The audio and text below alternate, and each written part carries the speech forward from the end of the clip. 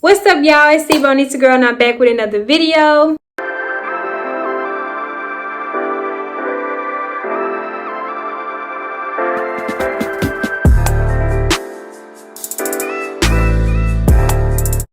Thank you guys for tuning back in. So today's video is going to be about my Daniel fast experience. You guys will be seeing the food that I was eating. So yes, today's video is just going to be about the things that, you know, the trials, the tribulations, the changes, everything that I experienced throughout my Daniel fast. We're finna go ahead and get into some of the videos that I captured as I was on my journey, and I will come back to talk to you guys.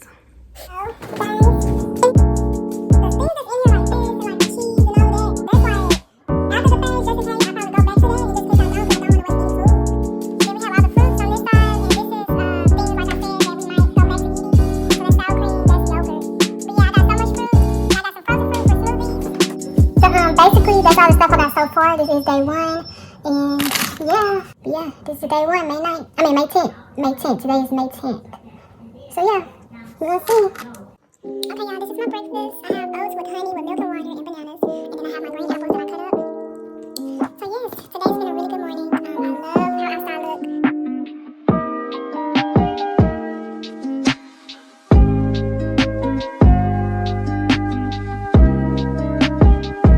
Good morning, y'all.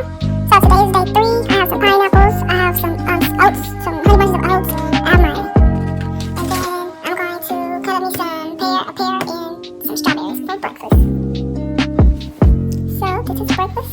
I was going to put some bananas in there, but I don't have taste for it. These are pears, strawberries, and pineapples. Today's pretty gloomy, but it's going to look nice. Okay, y'all, so I have spinach, onion, green pepper, red pepper, and mushrooms. I just put the mushrooms in here. So that's going to be cooking. So yeah. Alright, y'all, so this is one burrito so far. I just put a thing in there, but this is one burrito so far.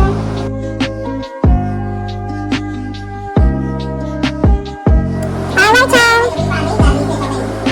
Oh yeah.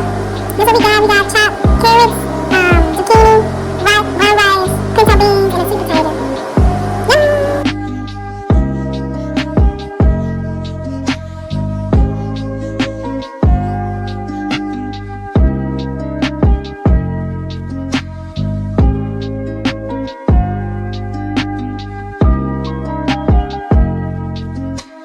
Okay, y'all, so meal prep is done. So everything I showed y'all, what this is called too.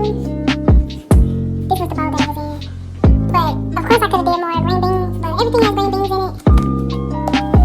So yeah. So yeah, y'all, this is how my journey is going so far. Just making sure everything is prepared, so I won't have to worry about food. Okay, y'all, this is how I end my night. This is a mango banana with milk and water and honey in it. This is a smoothie. So yeah, this is how I end my night. Well, my night. Okay, y'all, so the videos that y'all seen just now, those were videos of me, you know, preparing my food, trying different food. So first I want to talk about how I discovered the Daniel fast. So I was scrolling on YouTube, and I think I was watching someone their Christian morning routine is what they call it, and I was just looking at it.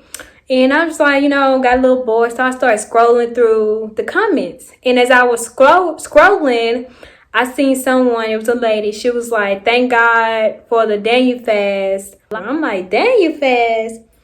Y'all, I've never heard of no Daniel fast. So I went and Googled it, you know, it was telling me what you cannot eat, the purpose, you know, be more sensitive to God. I've never fasted before. I've never sacrificed anything in order to hear God's voice.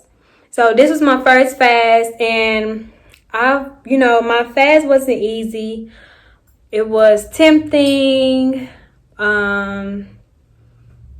It was not easy for me. Okay, so by the end of my fast, I was getting adjusted to it, making sure I was staying on schedule, trying to make sure I have a routine for when I pray, for when I, doing my devotionals, when I'm talking to God, and, just taking time out, a lot of time out for God within my fast. But I had wrote down some pointers of whatever I thought changed in my life, the things God was telling me, and whatever just was happening in my life while I was on this fast. So first, I want to point out God taught me how to pray. I've always had like these 5-7 minute prayers when I wake up and before I go to sleep. And I read the book of Daniel. And as I read, I was, understanding what is the point of the Daniel fast, why I'm doing a Daniel fast, why Daniel did the fasting, what was the point of fast. Like, I don't even pray the same no more. Like, my prayers are very differently. In beginning of my fast, I was praying, God, teach me how to pray. I want to know how to pray. I feel like the prayers I'm saying, they getting through to you, but they just so basic. Like, you listening to me, you hear me, but I know they can be better. You know they can be better. And I feel like that's why he helped me discover how to pray better. And I'm so thankful for God for, just displaying that in my life, telling me how to pray. And now, y'all, today I prayed for almost an hour today. I was in prayer for almost an hour.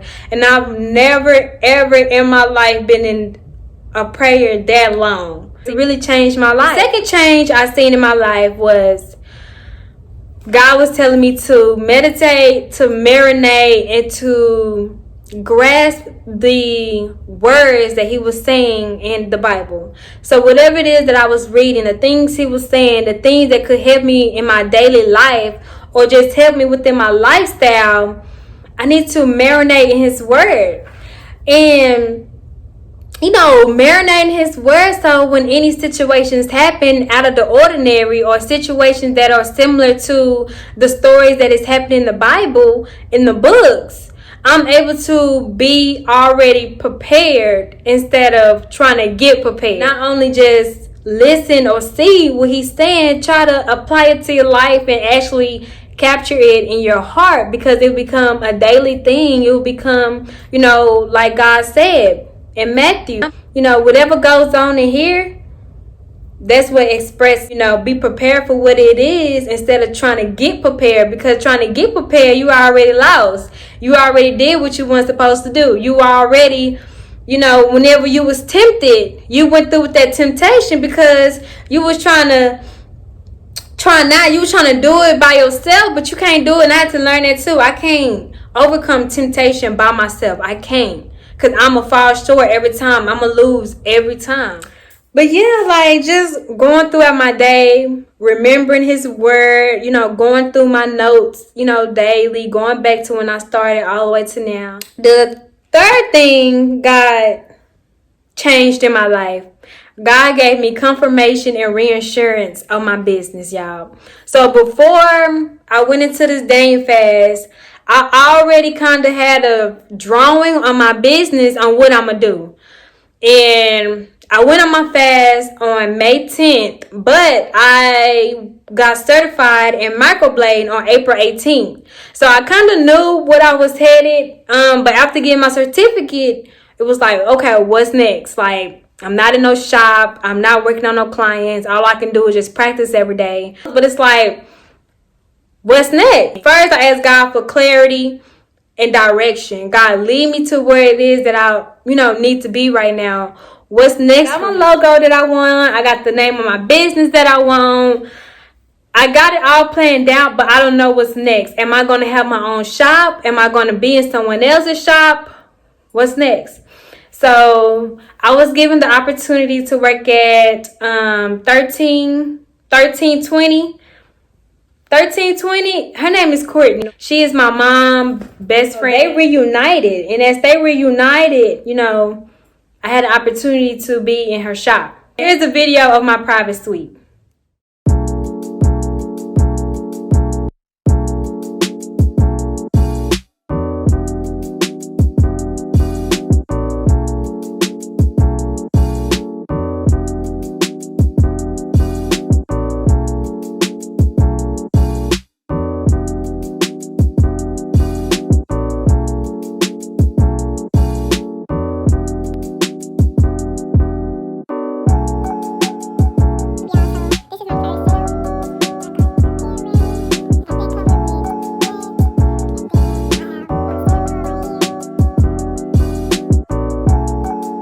That's me, in my shop. That's me trying to set up, me trying to get things together, just getting prepared and just, buying all my supplies and everything and as such for my suite. And I'm so thankful for God for giving me that opportunity, for putting Courtney back in my mom's life, because that was the opportunity for me to go ahead and start my business there and just get started. Well, the fourth thing I said, have patience. So after my business, I'm like, okay, I got the shop. Okay. I even start preparing my website. I got a phone number for my business, just getting everything already set up. So for when clients when clients start booking, they have somewhere to book, they have someone to call, they have somewhere to put their money, their deposits and things like that. All of that is situated. But I'm like, God, I don't have no patience. Like, I'm going to have rent due. Where's my clients? I need my clients. God told me, have patience. And one of the first words God said to me, or even it was a prophetic word, I can't really remember, but God was like, why be worried? Why be stressed? Why be mad? Why be sad? Why be anxious? Why be depressed? Why be stressed about something you cannot control? Y'all, I cannot control clients coming in. I can't control people booking on my website. I can't control people, the whole Dallas Metroplex knowing about my business. I can't control this stuff. So why am I so stressed out? You can't control how many people gonna know about you, what your work gonna be like to others, what impact you gonna have on other people. You can't control that. So after just learning that, and after God just telling me that, ever since I've been calm and collected. I've been just continuing to be in my Bible. I didn't let that discourage me or let that draw me away from God or none of that. I was telling God, give me confirmation. Let me know that I am in alignment with you. So when I go to church, because my little cousin got baptized, the preacher, I keep saying that man, the preacher was like, God got something for you. We got something for you. Be patient. God is working with you, this and that. And he really came through for me. He really gave me confirmation to let me know, Corday, I'm listening to you. You are my daughter. I care about you. I love you. And I will not do any wrong towards you. I'm like, wow, like this is God. I'm like, wow, like you really showed up for me. Someone who wasn't doing good when I found God. And God said, come as you is. Don't come trying to be already perfect or trying to be already put together. The person that y'all see me with a lot, with his help, I was, God put him in my life again to get me back close to him. If we're not meant to be in each other's life, once again, because you in a relationship or you got something else going on, you feel like you need to separate yourself because you're in a different state of mind, or I don't know. I don't know. But that's so fine right now. If it's meant, it come back. If it's not, then it just stay where it's supposed to be. And I'm okay with that. But that was my last pointer, y'all. I do encourage every last one of y'all who's watching this video to do the dang fast. Sacrifice something. It don't even have to be food. It can be, if you feel like you are food and you gotta eat stuff, then yeah, I encourage you to do this fast. It limits meat. It limits a whole sweets. It limits a whole lot of things where you just gotta be subjected to this particular diet. And sacrifice something else. Sacrifice social media. Sacrifice from that celebrity that you idolize so much, that you unfollow them, that you don't pay them no mind for 21 days. Sacrifice things that you have became, if that makes sense. If you became a person who gotta have sex, sacrifice. If you're the person who gotta eat, sacrifice. If you're a person who gotta sleep and be lazy, sacrifice getting up early. Sacrifice something, y'all, because fasting is written throughout the whole Bible. Fasting is the number one thing that'll get you in a good or a stronger communion with God. I can just give y'all a tip on praying. So, in Psalms has a whole lot of prayers that you can say verbatim. And not only through Psalms, you can go through the Bible app. The Bible have everything. The Bible have devotionals. They have prayers. They have videos. It got everything that you want to know or see on the Bible. You have access to it. But one point I can say is when it's written and it is God's word, refer back to what he is saying. Make sure that you are open for receiving. Be open to receive and be open to accept. Be open for the change that you want in your life. But don't have doubt when you pray. When you pray, just know that it's going to happen. And when we say in Jesus' name, we are sending our prayer through Jesus to God. And we know if it's going through Jesus, we know it's a guarantee that God gonna listen. Guys, I hope you guys enjoy watching this video. I want to be back consistent with my YouTube videos, but I know God is still working on me, and my main focus not on YouTube. So, but God will direct me back to YouTube, just like right now, if needed. But I appreciate y'all for watching and staying in tune with me. Even when I go, you know, like this video, comment your thoughts, comment your fasting experience. So go ahead, like, comment, and subscribe, y'all. Thank you again for watching, and I'll be back with another video. Oh, y'all, and I forgot to mention, the preacher also said to me, he was like, there's no flaw in you. Don't let nobody try to discourage you, to tell you that there is, or, you know, let someone tell you that there's something wrong with you. He said, you are fine. You are okay. He said, God is working on you right now, and he's being very patient with you. And what's crazy is I had this bracelet on. This one of my favorite bracelets. I had it on when I went to church on Sunday. It said, you are altogether beautiful. There is no flaw in you. And in fact, he told me the same thing. He told me the exact same thing. He said, there is no flaw in you. I'm like, that's God right there. God is telling me, stop looking at what people might think about you. Stop worrying about what people might say, how you look. You know, they call you names. Don't worry about that. God told me there's no flaw in me. I am beautiful. I'm going to have peace.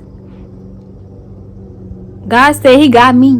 But yeah, y'all, I just had to put that in there because God is real. God is real. Y'all, don't let the devil, don't let the enemy convince y'all that y'all got time to get right with God, because we don't got time to get right with God, because we don't even know the time. So how you say you got time for something you don't even know? You don't even know when Jesus coming back. We don't know. So we don't have time. You don't have time. Just like when mama tell you to take out that meat in the refrigerator, but you really don't know when she coming home. You know, her schedule changes. You don't know when she coming home. You gonna already have that meat out. So if she come home probably, an hour before you expected her to come, it already be out. So that's why we got to get right now. Our time is now. If y'all watching this video, let me prophesize. Your time is now for you to get right with God. Your time is right now. I am telling you, God is telling you, we don't got time, y'all. We do not have time. Don't let nobody convince you that you got time, or convince you that you too young to get things right now. You still got to your 30s and stuff and all of that. Y'all, don't let that convince y'all to continue do sin and continue to do wrongful things that you know is wrong. Y'all still have my modes where I see all my little old friends. I see people having fun on my TL. I see them smoking. I see them drinking. I'm like, dang. But God got me where I'm at for a reason. I don't know. God said, you don't know what I'm doing, but trust me, it's gonna work. It's gonna work for me.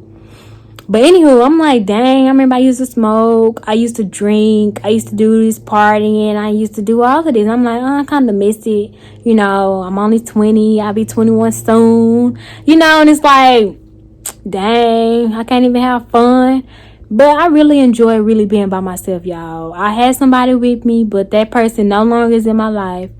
But it's like, dang, you know, I only got my boyfriend, and God got me where I'm supposed to be. And he letting me know. But anywho, see y'all later.